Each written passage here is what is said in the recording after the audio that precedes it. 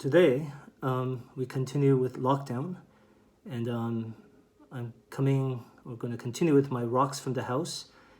This time we're going to come from my lab, which I moved back at home. This right here is what's called a Tektite. You see that? And it's a piece of glass, quenched, molten rock, and it was formed when a meteorite hit the Earth. And if you see this globe back behind me, this particular meteorite hit somewhere in the southwest Pacific, and the energy of that impact melted the substrate, the rock, the target rock, and sent that molten rock into the atmosphere as molten droplets. And then they flew in through the atmosphere and quenched before hitting the ground. This teardrop shape you see here is sort of associated with that transport as a molten droplet through the atmosphere.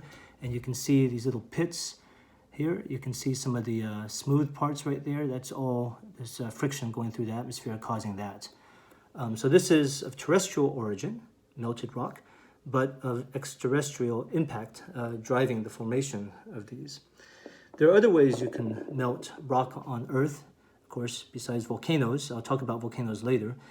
But there's rocks called fulgurites.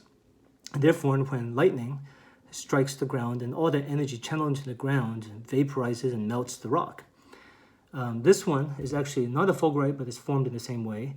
It was formed by a drunk football player who was riding a golf cart and crashed into a telephone line, knocking it over. It's from an unnamed institution, not Rice University, and it melted the soil beneath it. The football player survived, he's okay, but let that be a lesson to you. Don't drink, don't drive, because you might end up vaporizing yourself and turning into something like this. So, see you later.